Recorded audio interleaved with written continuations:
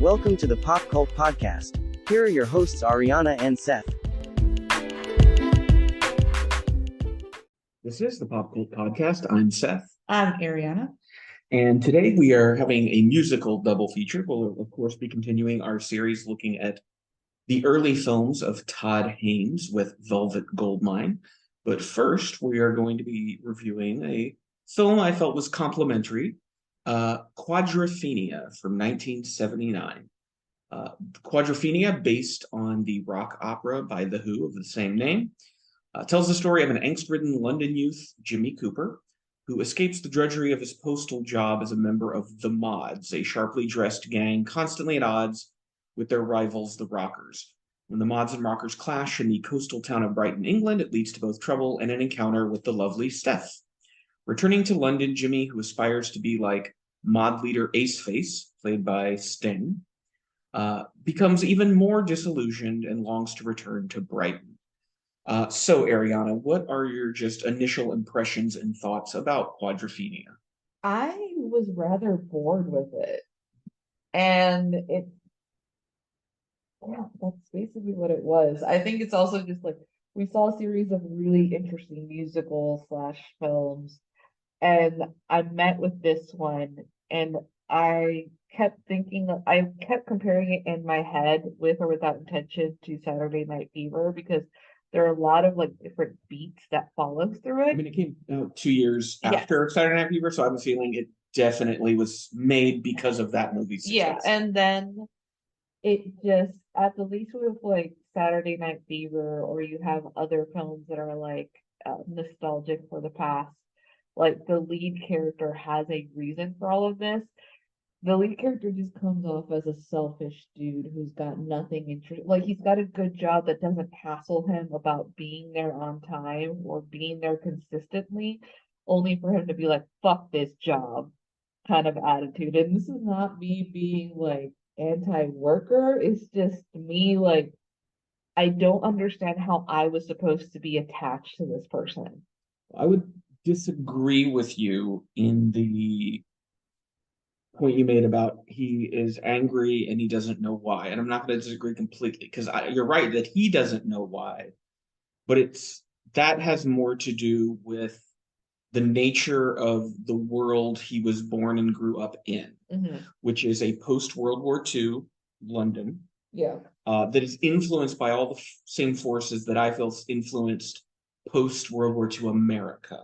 Because I think both cultures experienced a sort of social reinvention in the years that followed, in that a more complex stratified economic system was put in place. It was kind of the invention of the middle class, because before World War II, there was a stark divide between the poor and the rich, and there wasn't a lot in between. And I think part of the character is that he cannot articulate why he's mad, which is something that drives his frustration. And it reminded me a lot of certain students I've worked with over the years who just were always angry to a certain extent, but couldn't ever explain to you why. They didn't have the ability to articulate their emotions clearly. And so their frustration at being frustrated became like this snowball that just kind of accumulated until it's just incoherent violence and rage, which is what happens in the movie, right? I think it's just, he comes off to me as a middle class dude that has anger issues but isn't exploring the reasons as to why, and is indulging in this culture where we really don't get like the meaning behind the culture. And we think for a second, like, because again, went into this film blind, didn't know what the ending was going to be. He encounters himself with like someone who happens to be a rocker that is kind of an acquaintance of his. Like they were childhood friends. Yeah, and I thought for a second maybe there would be a conflict between, I hang out with the Mods, you hang out with the rockers, we have different beliefs, but we're gonna sneak off and hang out with each other. But you only have like 1 or 2, 3 interactions where the rocker fixes the kid's moped for him, only to be beat up by him, and never does he go check up on him, apologize. He is just enraptured like wrapped up in all this chaos and never seeks refuge to be like, what does this mean to me? But once again, I'm with you. Who in his entire economic class and age bracket is doing that? No one. Yeah. The majority of people in the UK and the US do not do that. Like, most people do not try to self-reflect on their conditions and why they feel the way they do. And I think what you're describing is that's the kind of character you wish the film had portrayed him as. But I think the film was being honest and just portraying the kind of person you would have found at that time who was deeply into mod culture, which I Yeah. want to kind of describe mod culture because it's something that I had to look up after we watched the movie. Because for me, like, I knew some things around the periphery of mod culture. Like, I knew about the mopeds, the sort of oversized parkas, that there was a certain kind of music that they preferred. Uh, but there were some things I had learned watching the movie and then reading about afterwards. One of the things in the movie that it is very stark in how it portrays is rampant methamphetamine use. Yeah. Like, these kids are hyped up on pills constantly, like big bags of them, and they're just downing them constantly, which is another factor in why someone like him would not be able to explain or analyze themselves. They're in a state of constant agitation. Yeah. It's self-induced. And so the question becomes, why would they wish to be in a state of agitation like that? What is happening in their material surroundings to cause them to desire? Yeah. Because the idea was that it would fuel all night, like, dancing. Mhm. And then I found out, like, the roots of mods, which comes from modern jazz.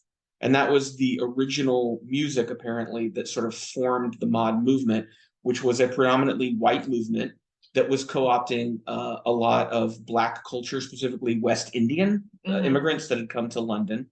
I think, like, the Notting Hill area is kind of known for being a place where there's a lot of West Indian people. And we think back to the Small Axe series that Steve McQueen did, Yeah. which a lot of those movies are set around this time, a little after, and is within that West Indian culture. And so these kids, I think, saw something authentic about that. And start mimicking it. Exactly. But because they didn't have the background to really do a cultural analysis, I mean, most people don't, it kept getting diluted. And so I would even say that the original mods, the ones who discovered modern jazz and these types of music, may not even be the group that we're looking at in Quadrophenia. We're looking at many iterations later where it's just teenagers who like the way a certain fashion looks, a way a certain attitude feels, a certain pose, and they've just adopted it because they want to be seen in some way. Because the end of the movie is his disillusionment comes to a head where he discovers something about a person he admires that ruins his image of that person. And the movie, like, kind of makes us think that he's going to kill himself. Yeah. But I think what we're seeing is it's the first step in him trying to understand himself is he chooses not to kill himself. Yeah. When everything points at, like, he should. Like, what else is there for him? He's kind of come to the end of his rope. But he makes an active choice at the end. He destroys the moped, which is the symbol of this mod culture, but he keeps himself alive. Yeah. And once again, he may not even be able to tell you why he did that, but there's something innate in him that is telling him there's more. And, like, if you think about the lyrics of the Who songs in the movie, like, one of the refrains is, "Can you see the real me?" And I think that's part of it, is this desire for an identity in a world that is being drowned in consumerism, which something I read was, like, the original mods and the mopeds and their fashion. Because one of the things with the mopeds is this insane amount of rear view mirrors. Yeah. That what it was an active mockery of consumption culture, and them trying to point out how silly all of this looked, like these posh people look. But like I said, I think it kind of got lost along the way. Yeah, because it, you know, at the least when he's having a conversation with his rocker acquaintance, the rocker feels like he knows who he is. Yeah. Like, he likes motorcycles, he likes what he likes, He likes old school rock and roll music. It feels as if it's more tied to a working class kind of persona. Yeah. And the mods feel like they're working class, and I could see the mockery that you're talking about, like the wearing suits, Pinstripe suits everywhere. but it's also sort of like it's getting to the point that it like if like if I had the knowledge that I have now, like it would be, yeah, that is a mockery, but it's also sort of like it's like they've lost it among the midst of it because it's sort of like, but now you're actually paying the price of having a tailored suit. Yeah, it's Like it's become the thing that the original mods were meant to mock. Yeah, and like the mockery of it's supposed to be, it's sort of like, hey, like look at us wearing these suits that are supposed to be for only special occasions. And now it's supposed to be like him getting money from his job to then be like, oh, I'm gonna buy a really nice suit so I can look good for everybody and like look how shiny my moped is. I think it's just a lot of we're watching someone who's involved in a fashion and a culture thing who doesn't care for it entirely, but wants to make it his life. It feels like he's doing it because the social group he was in adopted this aesthetic, and so he was like, "Well, I'm going to be this too." Yeah, and then like, and it can be rather sad to watch that because, like Saturday Night Fever, we're not these are not people that you're meant to admire to begin with. Yeah, because like I think a lot of people they haven't seen Saturday Night Fever. I mean, I haven't, but I do understand it's not a musical. It's a very sad story about a working class person. Yeah, it's a fucked up story at the end of the day because you don't. It's funny because everybody always highlights certain things about the film because Like the it's pop soundtrack. culture, but it's also like this thing that you realize because they made like a sequel, they kind of like fuck with the fact that you're thinking in your head like, so he learned nothing because it's like death happens, sexual assault happens, where he's a witness of this, where he basically allows it to a certain degree, and he learns nothing. And it's supposed to be like, at least with this film, as we talk about it out loud, is him coming to an end of an era with the thing that he's made the sole focus of his life. Because it's ruined his life, especially the drug consumption. I think that's something that like I said, I wasn't aware of is these kids were fucking junkies. Like, yeah, and they must have been so fucked up. But it's also sort of like it's the boredom of not knowing what to do with your life, especially if you consider the fact that oh, they lived after World War II, where what happened was a lot of people came home was we are going to simplify our lives as easy as we can. We are not going to evolve.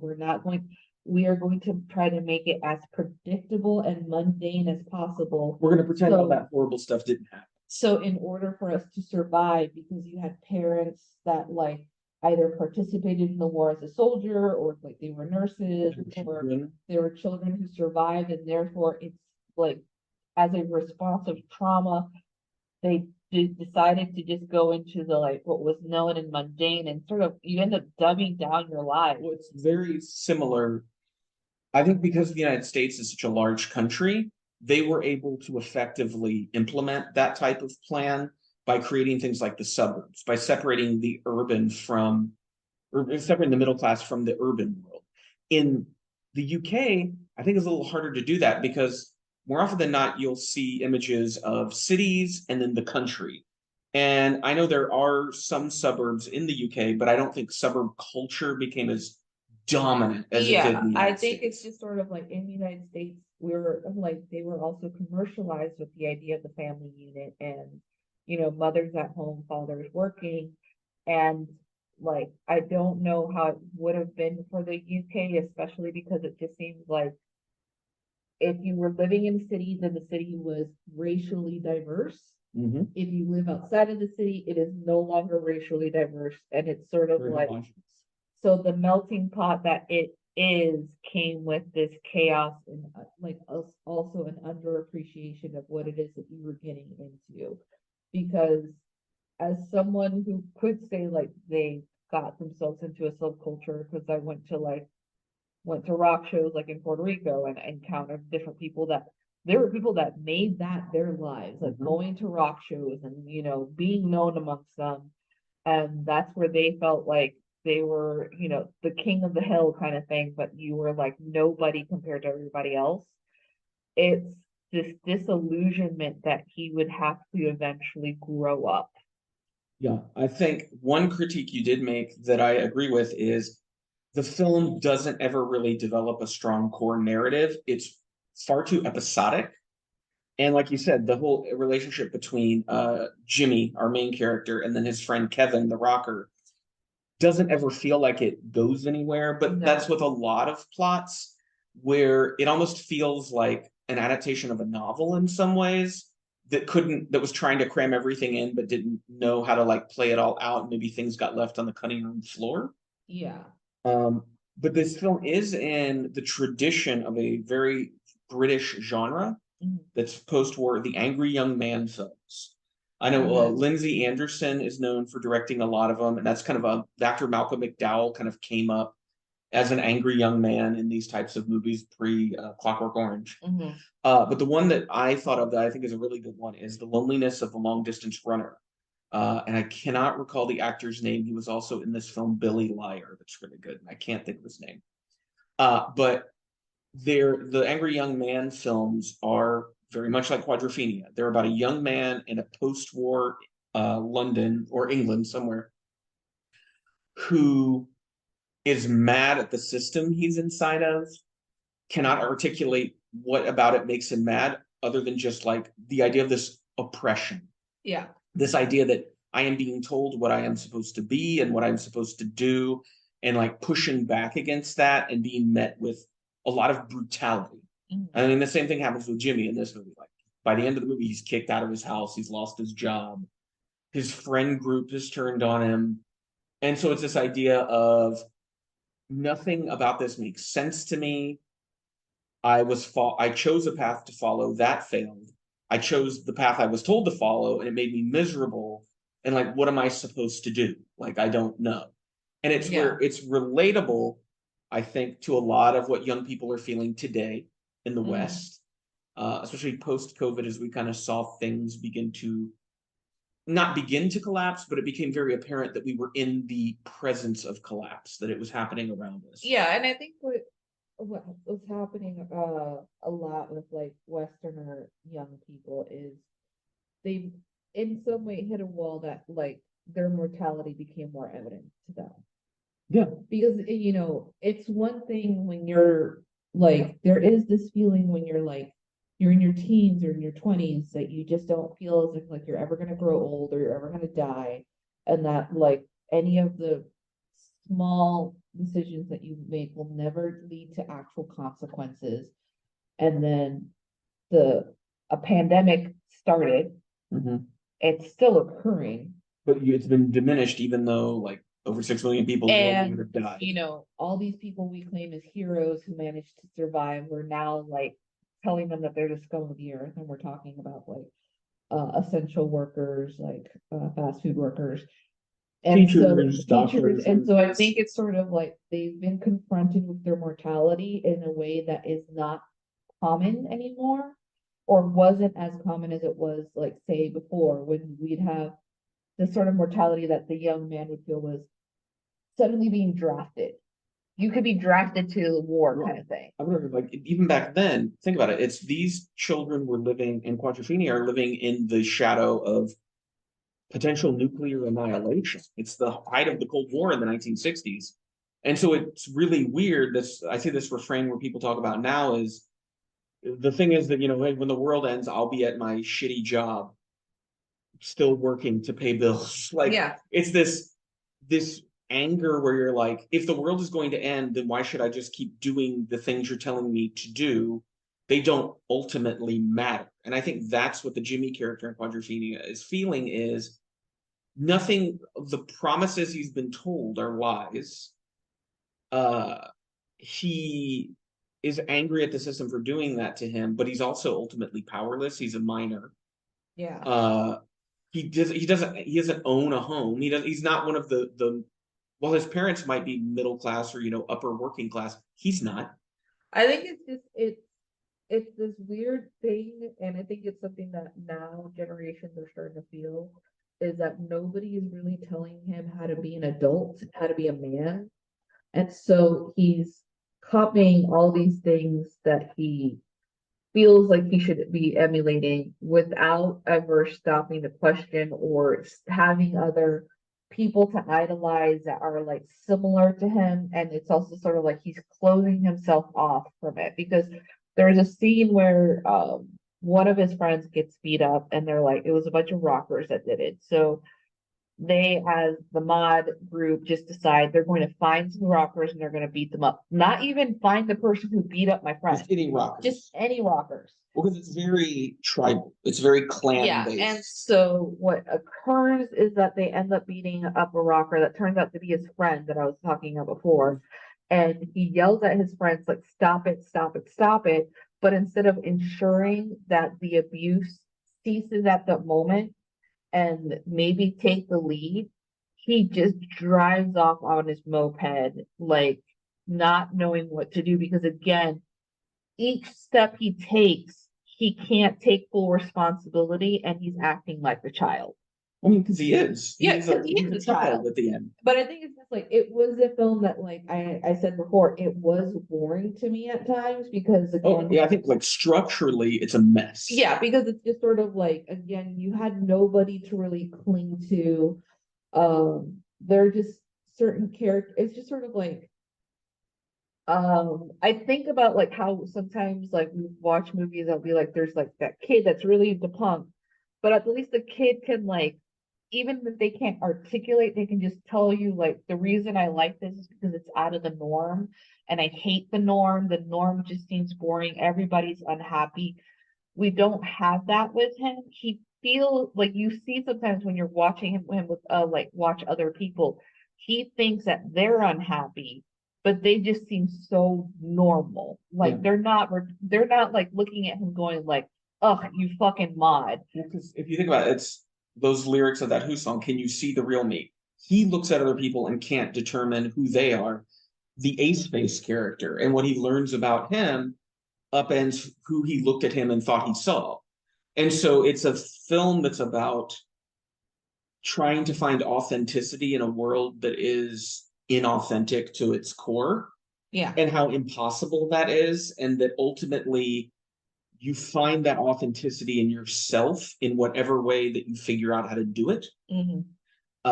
And that's why like the film isn't interested in showing that happen. It's interested in getting the character to that moment. Yeah. And then leaving him there for us to think about like, well, because the film is actually circular because the opening of the movie, he's in the location he ends up in the finale. And he's walking, the sun is rising, or I don't know if it's setting or rising, but he's walking towards the camera. And then it keeps doing these jump cuts. And we're actually going back to the past. Yeah. And so it's this, we're finding out how did this young man get here? In the middle of nowhere, how did he end up here? And that's the story of the movie, is that. And I'd say there's, some messianic visuals there because, hey, it's like Jesus wandered in the wilderness by himself. The young man ultimately has to go out to the middle of nowhere by himself. Yeah. And that's where you begin because you have to separate yourself from all these distractions in the world and try to figure out, like, what am I doing? One interesting thing was Trevor Laird, who played Ferdy, who's the only Black character in the film, and I think they're making a point there by having him be the only Black character in the film.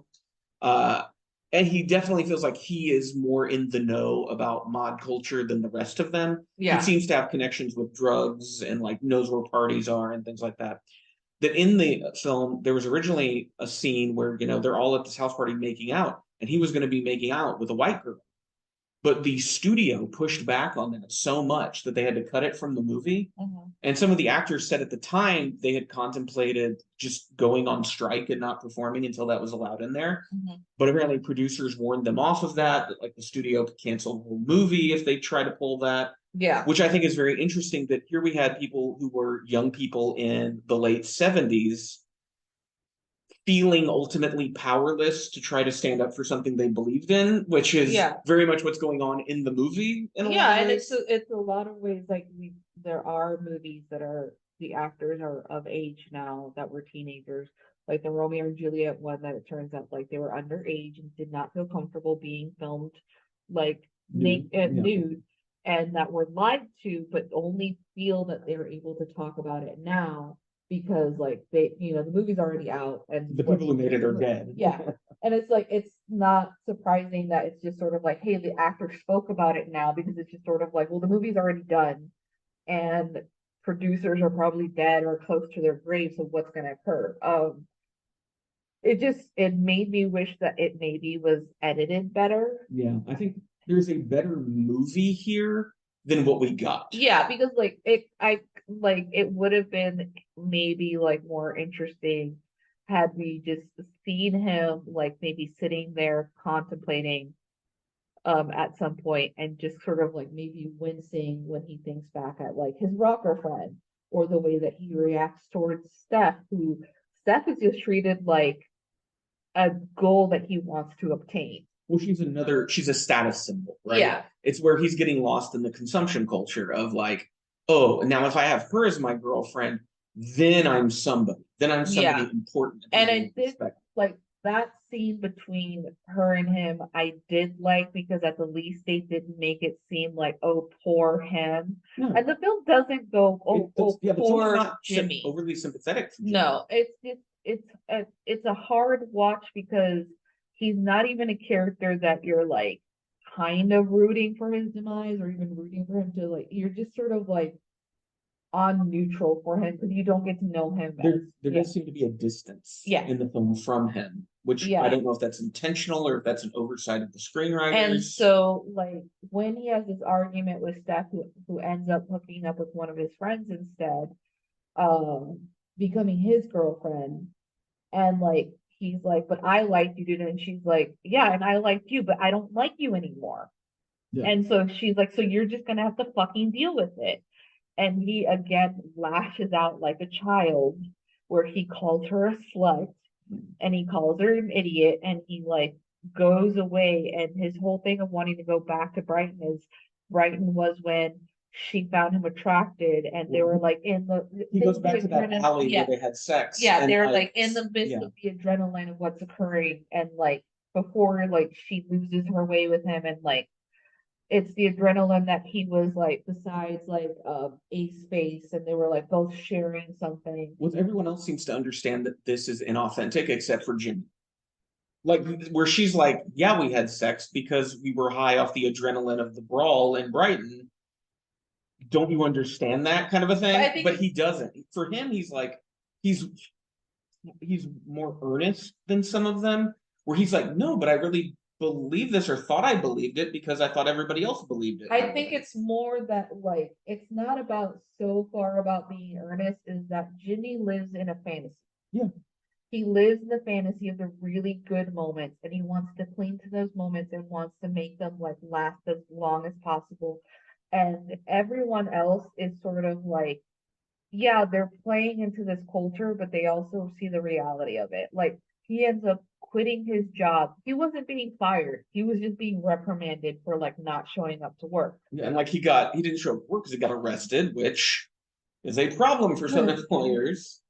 And so he ends up quitting his job, getting the money, and like when he tells his friends, he's kind of thinking like, yeah, they're gonna applaud me and tell me how cool I am.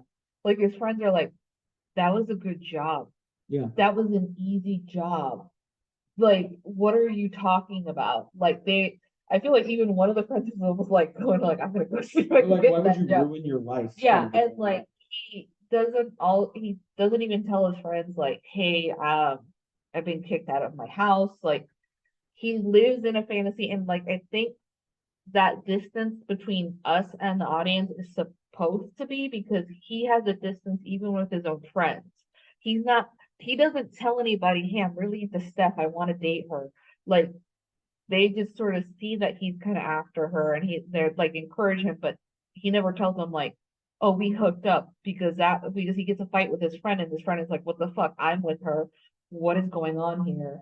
I never want to see you again, so go fuck off. Like he doesn't share with anyone, so he doesn't have a community. Well, it's like, this is going to sound so pretentious, but Guy Debord's The Society of the Spectacle.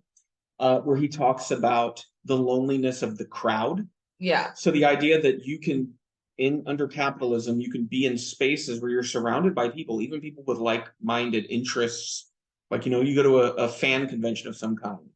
But because the entire thing is based around the act of consumption and a very surface level of interaction with the community, you don't really feel connected strongly to anyone.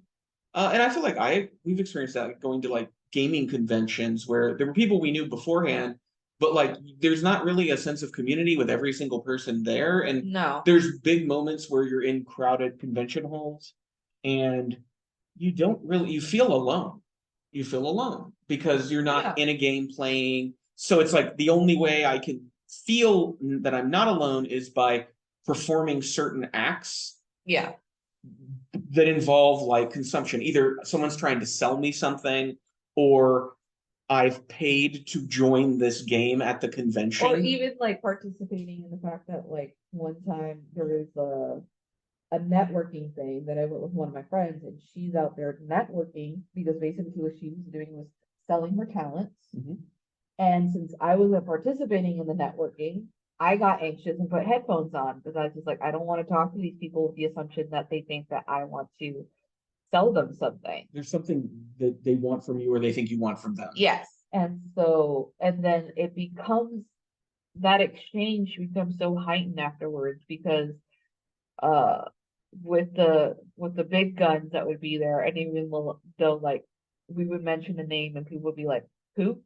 But unless you were like in that crew, you'd be like, oh, it's so and so, and they'd be like, they won X amount of awards and did it. Well, we know someone in the gaming industry whose entire life revolves around their status and business. So like all their friendships orbit around the idea of their work. So there's no separation between them. There's no separation, and then just sort of like that loneliness has to accrue to a certain extent that it's painful because then when are you allowing yourself to be your authentic self in communication with everyone else? And with Jimmy, it's like this thing where he's arguing, like you said, do you see the real me? But the problem is it feels like there a real him? There's a question of is there a real him because he lives in these fantasy scenarios in his head. And because he lives in those fantasy scenarios in his head, he believes himself to be someone that he is not until everything starts crumbling around him. And it's sort of like that argument that he has with his mother before like he's kicked out of the house. He doesn't even have a word edged in because he's so shocked. Because again, he's been living in a fantasy that he's never going to get caught. He never has to suffer the consequences of what's happened to him. And also he barely talks to his mother. So when she's like, fuck you, I didn't raise you like this is embarrassing, like he's stunned silent. Well, think about his bedroom. The walls are adorned with images of naked women he's cut out from magazines. And then when he steals those photos, I think it was from his job. Yeah. As he was meant to be a courier and deliver them. And they weren't erotic photos. They just contained like a beautiful woman in the photos. In a bikini. Yeah. And so he steals them because that's how he views like his sexual relationships with women, as there's these things he doesn't understand, but he wants to possess them. Mm-hmm. And ultimately, because it's clear that he's a virgin when he has sex with Steph. Right? Yeah. That's the vibe I got. And he doesn't understand what that meant. He processes it as something else, which is different than what she processed it from. And I get the very sense like that was not her first time. Like, she's been with guys. But like you're talking about that fantasia, he has this fantasized view of what an adult relationship is like with another person. Yeah. That he never finds. Because he doesn't share anything about himself, mm-hmm. and he doesn't open his mouth to talk. He's led to believe like he's walking around as if he thinks everybody can read his thoughts and knows what he wants and can give it to him. He's a child. Yeah, a child. And that's why he gets upset with Steph, because he's like, no, we're supposed to be together. That's how it works. But anytime he does talk to her, he talks to her about the person she's going out with. Mm-hmm. And then he's like, well, do you like me? And he never tells Steph the stuff that he likes about her. He's just like, Well, he doesn't know her as a person. he doesn't know her. She's just pretty. Yeah. And like when they go to Brighton before the whole like riot happens, they see like Ace face. He's like in the club and he's like really cool. Everyone's looking at him. I don't know if he has a line of dialogue. No, he only It's talks very to little, like yeah. at court. Yeah. And like he's like to asking Steph, oh, do you want to see him? She's like, oh, I just want to see him dance. And so he leads her to the guy. She goes to dance with him, and then he gets mad That she's dancing that with the she's guy. dancing with him when he brought her to it. It showed that he sees Ace Face as the person he aspires to be. So to impress Ace Face, he hands him the girl that he likes so that Ace Face might be impressed with him, and then is mad that she's and then he dances on some part that he's not supposed to and gets like a ton of attention. And again, it's a child lashing out because he didn't get the attention that he wanted, so I'll get the attention of everyone else. Yeah, I'd say Quadrophenia is a very messy movie. It's a movie that, like, if you didn't like what you heard in our review, you're probably not going to enjoy it. But I do think there's some cultural value to it. Yeah. It's about a subculture that I personally did not know much about. And so I was appreciative to like learn more about it. And it also reinforces this idea that ever since World War II, every generation during its youth is finding themselves to be incompatible with the system they're living in, but sadly, ultimately just breaking themselves so that they will just comply with the system. If you go back to, you have beatniks, you have mods, you have rockers, you have hippies, like just an endless parade of countercultures that are ultimately broken on the wheel of capitalism. Yeah. And ultimately are shown to be very superficial. Well, in what they basically were. what happens is capitalism sells it back to them in a like second-rate version of it, and they no longer want it and can't survive on it anymore as they would in the past.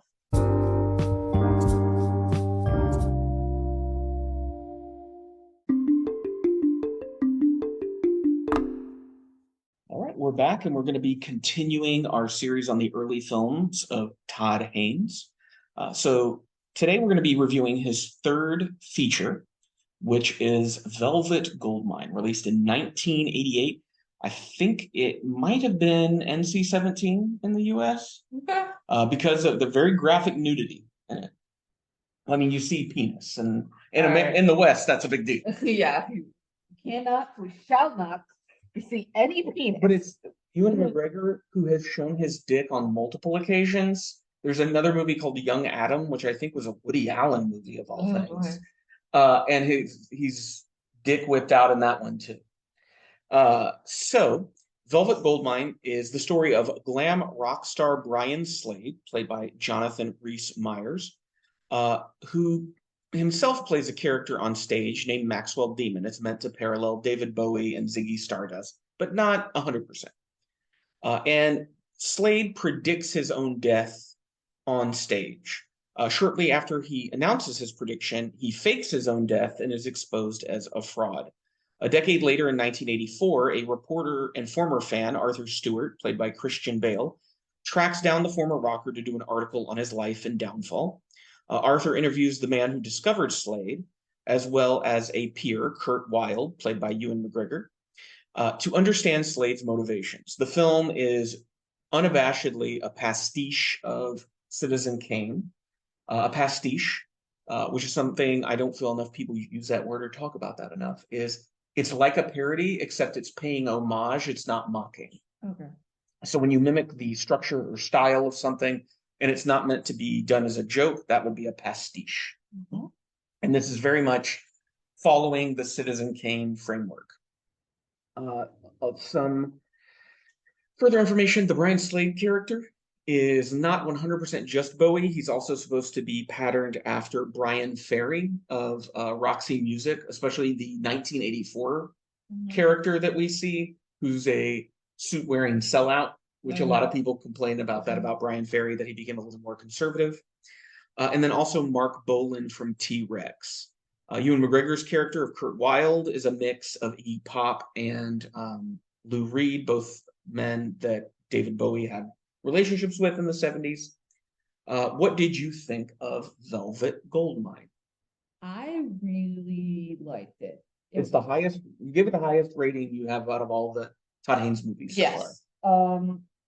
So I went in, I think I've seen like half of this movie maybe on HBO as a child, because there were just some images that were buried within my mind. They reran it on Bravo when I was in college constantly. Okay, yeah. That's a lot for some. Yeah.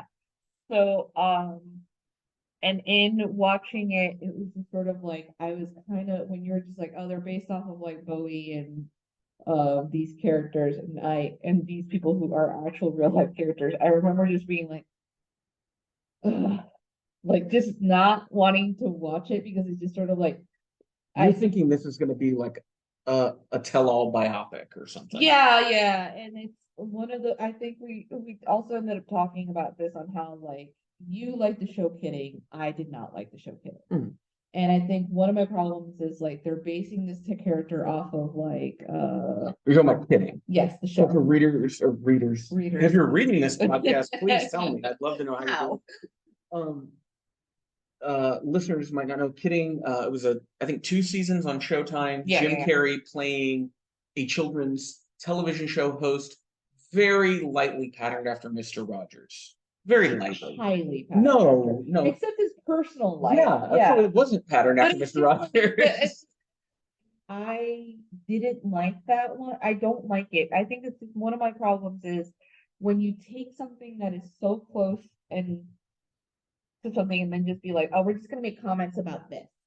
And so I was worried about it. But then I also have to remember that like Todd Haynes is a very thoughtful director. When it was also, if it is based on Bowie, it's coming from a man who is very self-analytical about his own queerness and examining that. Yeah. And so this film was basically a commentary during a time where it felt as if like queerness was on the verge of being accepted, because it was being highlighted and it was being celebrated, and it was just being weirdness that's like, it's sort of there only to just be utterly defeated and then also taken away from people's hands and being commercialized and killed. It was the way I described it was this is a film about how music became something different with the invention of mass media. Mm-hmm. That music was able to spread to corners of the world where it normally hadn't been, different genres of music, that the influence of music became bigger than it ever had by this point. Yeah. And with that is the expression of identity that comes with that. And so people were able to see and hear artists expressing who they were in defiance of the world around them. And that was empowering. Yeah. However, because all of this was taking place inside the bubble of capitalism, and capitalism is very aggressive in stomping out actual individuality and expression and identity, right? It commodified queer culture and turned it in from a self-expression into an aesthetic. And that was done by people who don't really care about the underlying meaning of that self-expression. They just saw makeup on boys and loud, colorful clothes, and were like, I can sell that. Yes. I can sell that. And so it's one where you can feel like you can like feel through this film like the love that they had for this music, for this sort of genre, of how it just, especially like through Christian Bale's characters, Arthur, when he's young and he's sort of like, there's like this whole bit on the news about like Brian Slade, and it's just like he's like in his mind he is yelling, "It's me, Dad, it's me!" Like, because they're talking about being bisexual and having experiences with men, only to find out that like Arthur never really says that, he's just thinking. Yeah, it cuts back to reality, which is him sitting quietly in front of the TV. Yes, and it's the sexual awakening that Arthur is having, and where he follows through to like this group of musicians, these group of fans, and he wants to, it's like a new discovery of himself. And because when the movie starts, Arthur is living, because it's a non-linear narrative, yeah, which I could see that turning some people off because it jumps back and forth in time constantly. Mhm. And that can be confusing and at times a little exhausting to figure out, now where are we in this narrative? Yeah, you just know because like at least Christian Bale's hair. And he's living in New York City in 1984, which is the present day of the movie. And there is a strong sense he has no romantic partners. Yeah. We don't see them. He works at a newspaper and is kind of resentful because he sees himself as the token Brit. Mm-hmm. And that's why he thinks they give him the Brian Slade story to cover.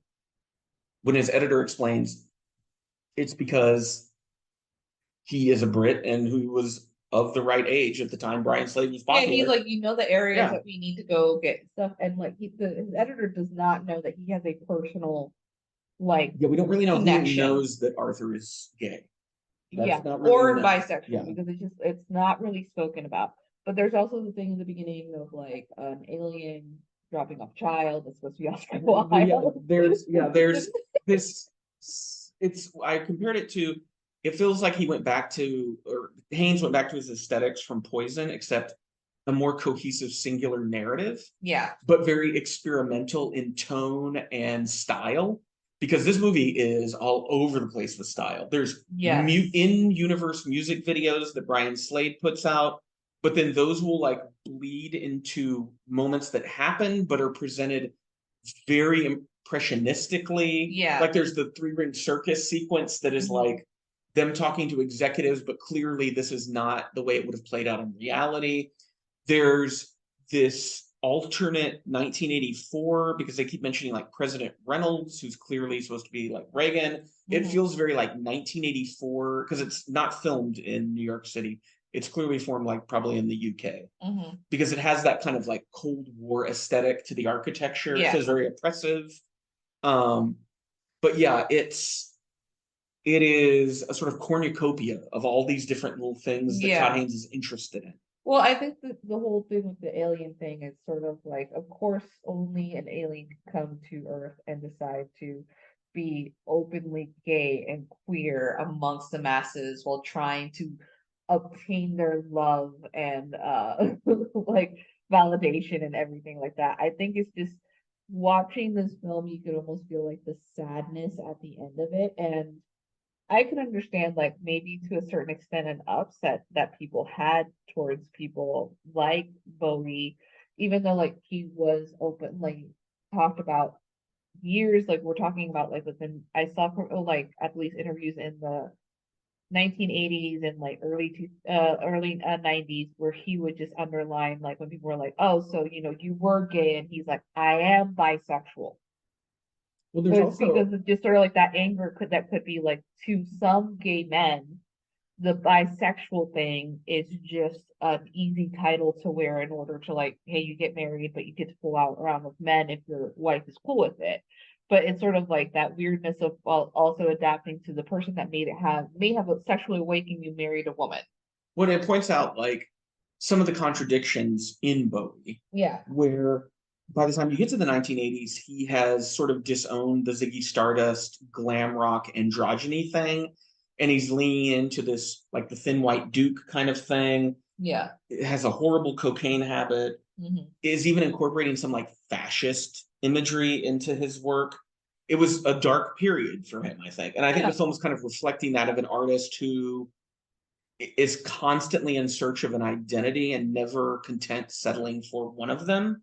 Yeah, and it's also one that like you can't really, in a lot of ways, you can't fault the artist for changing, but it's this thing of like the interesting thing of like Ewan McGregor's character Kurt Wilde, he still sticks to his guns of who he is. Well, we get his backstory, which is he was caught being essentially molested or raped by his older brother.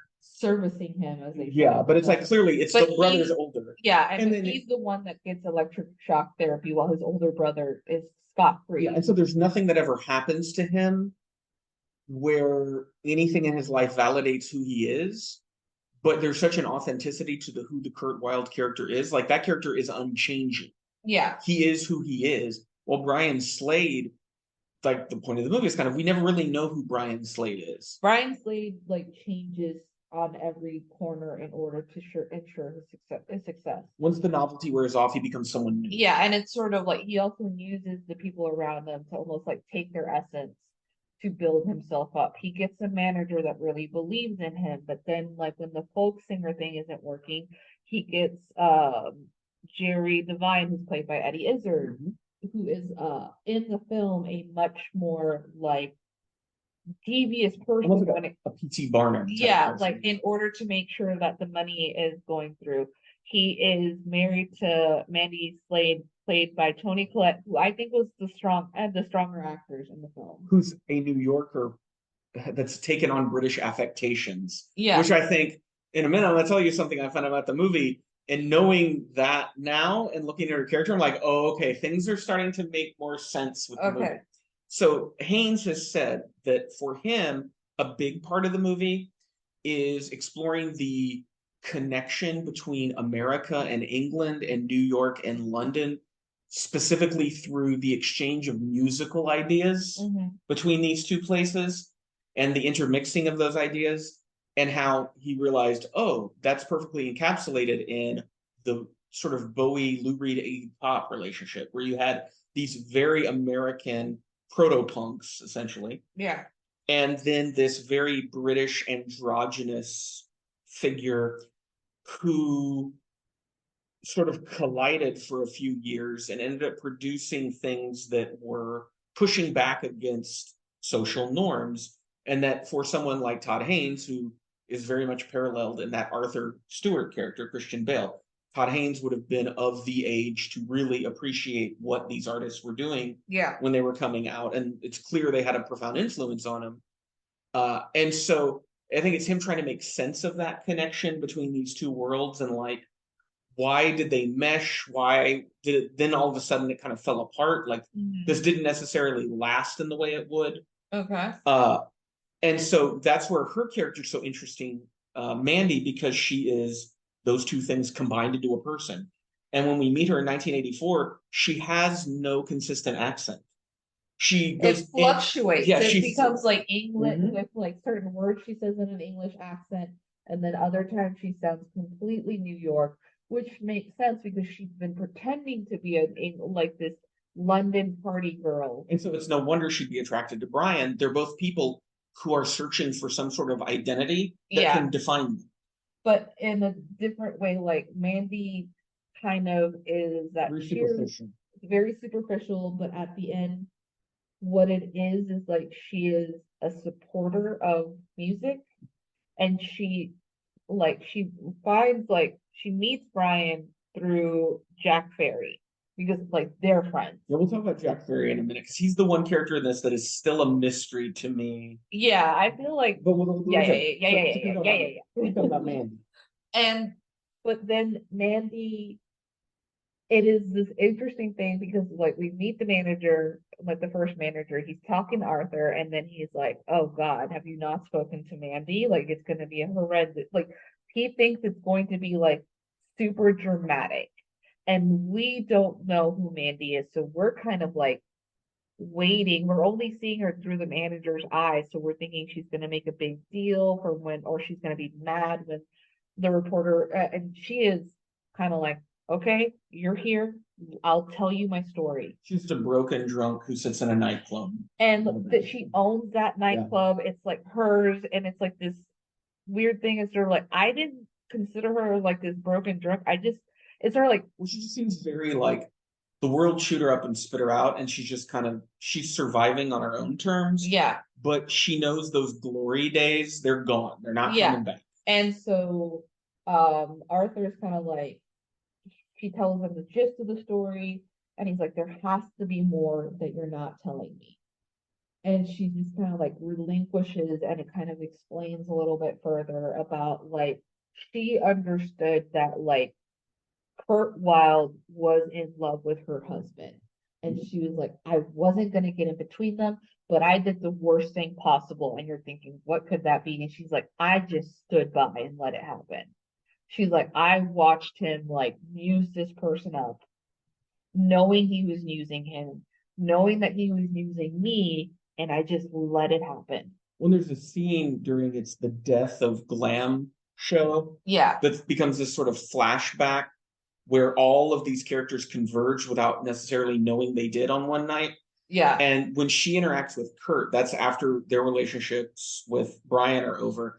There's this sort of mutual empathy for each other and this sense of care. Like they both understand each other in a way that they didn't before, that we're both people he took advantage of. Yeah. And like, I think Kurt Wilde is one of my favorite characters in it because like he has that ending song where he's just screaming, he just wants to feel it.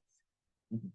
And it is just like you could understand why is it like people like Iggy Pop and like influence people like Kurt Cobain of just like wailing into the microphone the depths of like their despair, not caring who the fuck is watching, versus the person that he was with who was so strategic and careful with every little fucking detail. And Kurt Wilde is supposed to be this authentic version of what that was. And even then, he's sort of like talking into the news camera, being like, these kids are talking about sexuality, not understanding that it's not going to be as easy as they think it is because a rock star is saying that they're like bisexual or gay.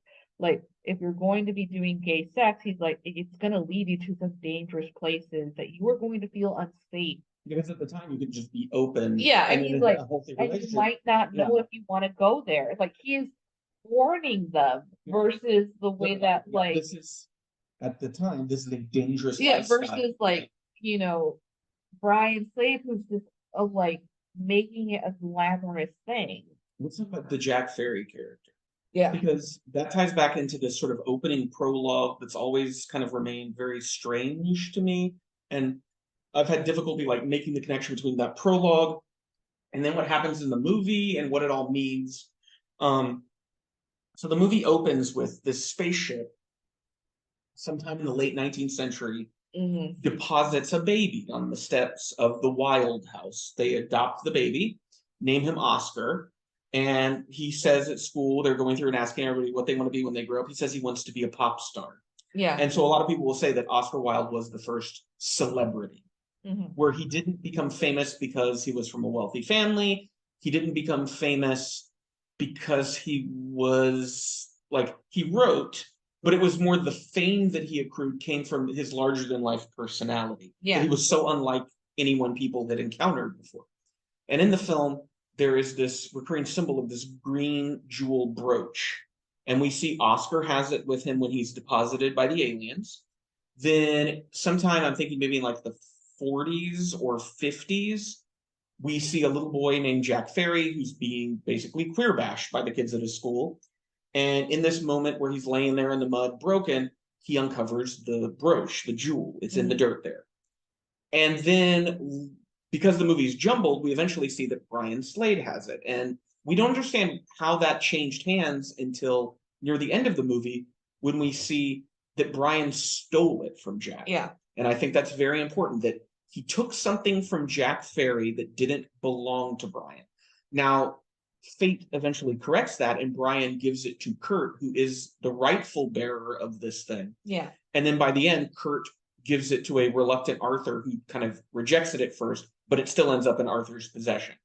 And I think what's going on here is that's the part where they're kind of making the comment about things like glam rock were an appropriation of a queer subculture, particularly something like drag, that was then taken by people. And it's not saying that Bowie is bad, but it's saying there were certainly a lot of glam performers that were not queer, that were just putting that stuff on their faces because it was popular at the time and they were just leaning into a trend to try to make money off of it. Yeah, it's supposed to be like there is a comment that like well, Brian could no longer shock like the masses. He's always doing something in contradiction And it makes sense in some way that like that Kurt would get it because Kurt is not being false. He's being his true self. He's an authentic gay man. Yeah. And so there is also this interesting thing because I read something about Oscar Wilde was like he joked about explaining that people who want to be artists are a lot of times more interesting than the true artists. His the whole thing was like actual real good poets. He's like in real life they are really boring mundane people because they just sit down and write.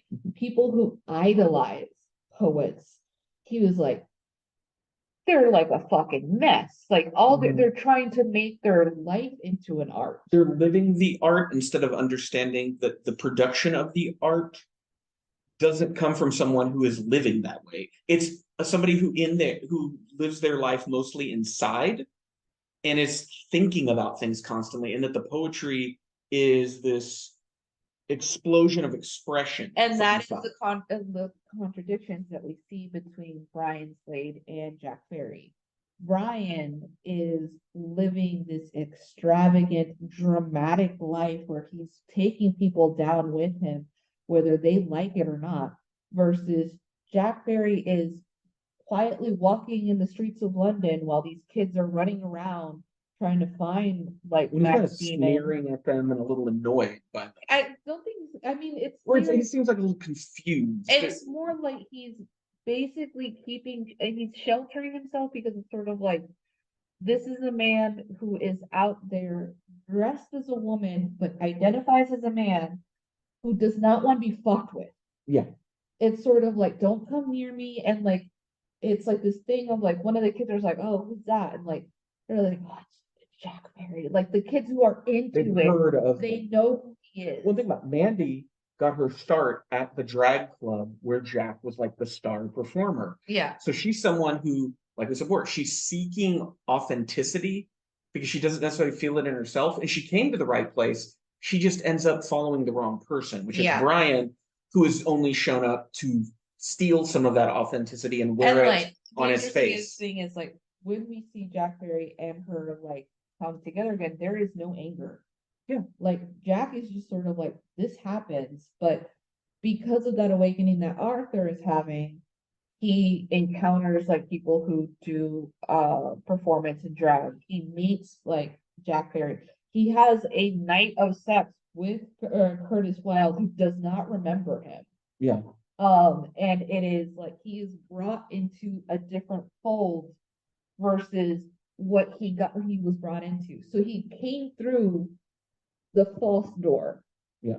But only was brought into the actual one when he was just like he had nowhere to go. He's got kicked out of his house. But like I was saying, it does point to the idea that even the false appropriation of queer culture can still be a path that leads people to the right place. The right one. Yeah. Love the film. My only problem with it was I felt that the actors were kind of weak. Not Tony Collette. I'm sorry, yeah. Tony Collette was the best. And I do think that may also have to do with the script and potentially rehearsal times and things like that, because I didn't feel chemistry between everybody. No. I think it also has to do with the fact that you're having these really straight actors playing queer characters who don't feel as if they're putting any intention into it. Like Jonathan Rhys Meyers just feels like he's kind of the worst part of the movie. He's the weakest one, and like he takes up the most time. Well, he is the main character. He's what everybody's talking about. Yeah, Ewan McGregor is trying, but it just like when they kissed, it seemed like they were just kissing on the corner of their mouth. Like it's almost as if they're like, yeah, we'll do a gay movie, but we're not going to be gay. Like Christian Bale, we're talking about the male actors. He's the best one in the movie, and even then, like he still feels the closest to authentic. Yeah. But I think it's just like when the moment that he's supposed to have the encounter with Ewan McGregor, I don't feel that passion. And this is why I can understand why a lot of people get mad and they're just like, why can't gay characters play the gay characters? Because when you see stuff like this that is such a representation of like queer culture and like unashamed, but then you see like the hesitation to like lock lips, you're kind of like, oh no. But it's one of those, it's 1998 and Todd Haynes wants to get this movie made, And he's able to tell him, oh yeah, I have Ewan McGregor, who's going to be in that new Star Wars movie next year. You know him from Train Spotting, which was his big breakout. Oh, and I've got this up and coming actor, Christian Bale, who's kind of gaining steam at the time.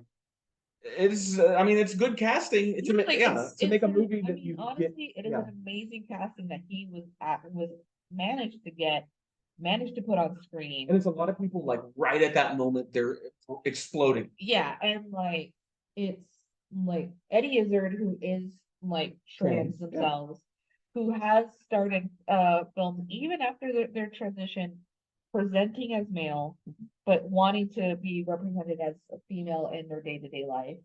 Like I would have loved to have seen at least like the conversations those two have had. And I'd be interested to see someone like Eddie Izzard talking in reflection about this movie so many years later.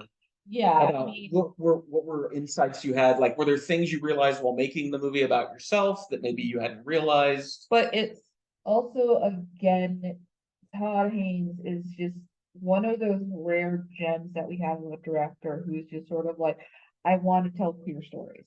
Yeah. Because like even Safe in a lot of ways, you can call it like it can be in like wrapped around to be called a queer story because it's just sort of like it's a woman that maybe is not unsure about her own sexuality. Somebody who's terrified of disease in the late 20th century. And I'm like, yeah, that would have been gay people. Like AIDS was this ghost haunting you. And the thing about like what I really appreciate it is just like it's not as if he's like putting a story that is sort of like, oh, here's like the story of the week and this is what you guys should learn about. It's sort of like there is a lot of love that he puts into his films. There's a lot of care into it. I mean, this one, there is like, we're talking about all the different forms and details and everything. Like, this is a movie where he got to kind of play with a lot of things in making it. But to your point, I do like the idea that the movie doesn't necessarily have a happy ending. No. Like, Brian Slade truly ends up miserable. Like, he ends up portraying everything. Kurt Wilde, he's alive and he's okay, but you can tell that experience did have a bad effect on him. Like, it hurt. And then Arthur's character, we're just seeing him kind of at the very beginning of accepting who he is and contemplating living his life openly. Yeah. But it's at a time where that's not safe for him. Maybe he'll lose his job. We don't know. He is the only one that might have a quote unquote happy ending because it was like when he realizes that he has the stone, he starts like laughing. And it's just sort of like it's as if this representation of just being like, just be who you are is being forced upon it, even though he's terrified of it. Yeah, it's sort of these characters sort of realize who they are. The world is still very harsh around them. That's not going to change, but they're going forward with a clearer sense of identity about this is who I am and this is how I'm going to live my life.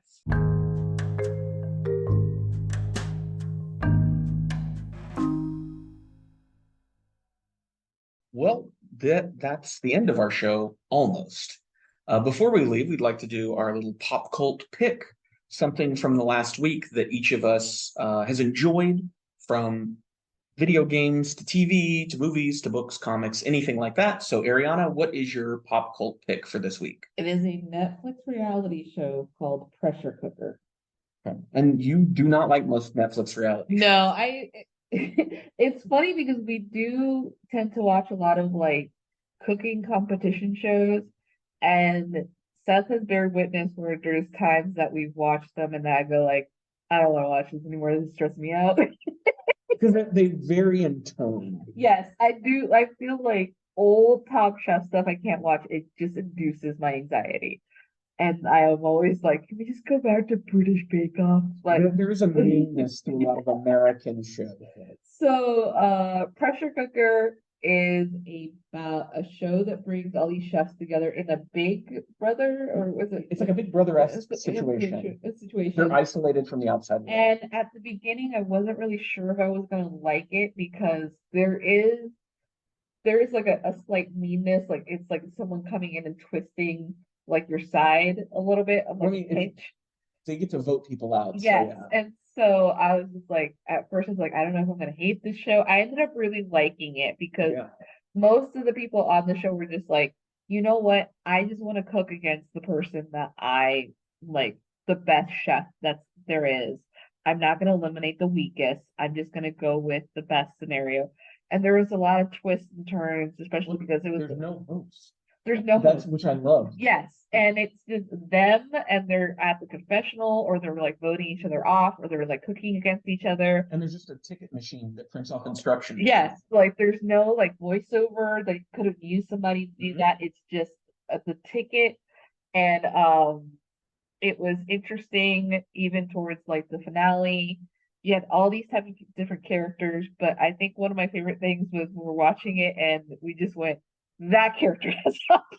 Yeah, there's a character who clearly does. His name is Mike, and the He's moment, neurodivergent. I Yeah. don't know if it's autism, but He clearly feels neurodivergent. yes, and it's like the moment when he starts telling people, yeah, I know all types of ovens, even the weird ones. I just memorized like the way that they work. I was just like, oh, okay.